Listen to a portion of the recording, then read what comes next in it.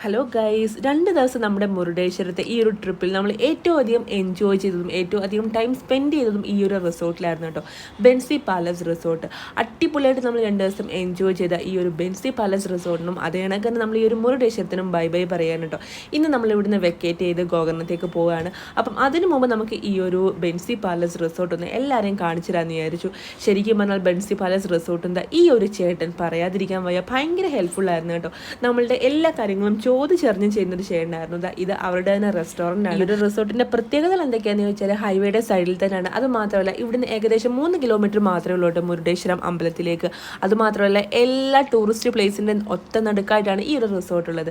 പിന്നെ ഇവിടെ പറയാതിരിക്കാൻ പറ്റാത്ത ഇവിടുത്തെ ഈ ഒരു റെസ്റ്റോറൻറ്റിലെ ഫുഡും പിന്നെ ഇവിടുത്തെ ഒരു ആംബിയൻസും പോയൊക്കെ കഴിഞ്ഞ് വന്നിട്ട് കുറച്ച് നേരം നമ്മൾ ഇതുപോലെ ഇവിടെ വന്നിങ്ങനെ ഇരിക്കാറുണ്ട്, അല്ലെങ്കിൽ കുറച്ച് നേരം ഇവിടെ സ്പെൻഡ് ചെയ്യാറുണ്ട് കേട്ടോ. നല്ല കിടിലൻ ഒരു സ്ഥലമാണ്.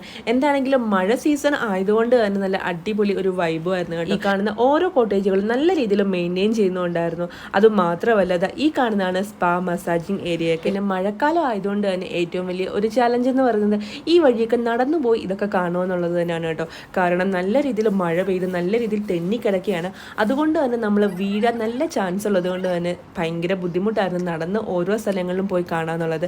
പിന്നെ ഈ ഒരു റിസോർട്ടിൽ എനിക്ക് ഏറ്റവും അധികം ഇഷ്ടപ്പെട്ടത് കുട്ടികൾക്ക് വേണ്ടി അവർ സ്പെഷ്യലായിട്ട് ഒരു പ്ലേ ഏരിയ തന്നെ ഒരുക്കിയിട്ടുണ്ടായിരുന്നു. ശരിക്കും പറഞ്ഞാൽ കുട്ടികളൊക്കെ ഉള്ളവരാണെങ്കിൽ ഒരുപാട് അവർക്ക് ടൈം സ്പെൻഡ് ചെയ്യാൻ പറ്റുന്ന, അല്ലെങ്കിൽ അവർ ഒരുപാട് എൻഗേജ്ഡ് ആക്കാൻ പറ്റുന്ന ഒരു ഏരിയ തന്നെ അവർ ഒരുക്കിയിട്ടുണ്ട്. നല്ല അടിപൊളി വ്യൂ ആണ് കേട്ടോ ഈ ഒരു പാർക്കിന് ബാക്കിലായിട്ട്. ഒക്കെ കണ്ടു കഴിഞ്ഞാൽ പിന്നെ എൻ്റെ ഏജ് റിവേഴ്സ് ഗിയറിലാണ് കേട്ടോ. ഊഞ്ഞാൽ കണ്ടു കഴിഞ്ഞാൽ പിന്നെ എനിക്ക് ഊഞ്ഞാലാടിയില്ലെങ്കിൽ ഒരു സമാധാനമില്ല. കേതനെ ഇരുത്തിയില്ലെങ്കിലും കേതന ഇല്ലാത്ത സമയം നോക്കി ഊഞ്ഞാലാടാൻ വന്നതാണ് കേട്ടോ. റിസോർട്ടിൻ്റെ ഈ ഒരു ഏരിയ എന്ന് പറയുന്നത് ഒരു വൃന്ദാവനമാണെങ്കിൽ അടുത്ത ഏരിയ എന്ന് പറയുന്നത് ഒരു രാജകൊട്ടാരമാണ് കേട്ടോ. രാജകൊട്ടാരത്തിലെ പോലുള്ള പെയിന്റിങ്സും ഒക്കെ കൊണ്ട് നല്ല കിടിലനായിട്ട് അലങ്കരിച്ച് വെച്ചിരിക്കുന്ന ഒരു രാജകൊട്ടാരത്തിൽ കയറുന്ന ഒരു ഫീൽ തന്നെയാണ് കേട്ടോ. നമുക്ക് ഈ ഒരു ഏരിയയിലോട്ട് കയറുമ്പോൾ എന്താണെങ്കിലും നല്ല അടിപൊളി ഒരു എക്സ്പീരിയൻസ് ആയിരുന്നു.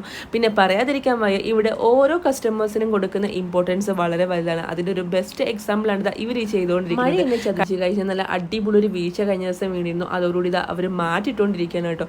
അപ്പം മനസ്സിലായി കാണുമല്ലോ അവർക്ക് കസ്റ്റമേഴ്സ് എത്ര ഇമ്പോർട്ടൻ്റ് ആണെന്ന്. അപ്പം അത്രയുള്ള ഗൈസ്, എല്ലാവർക്കും ബൈ.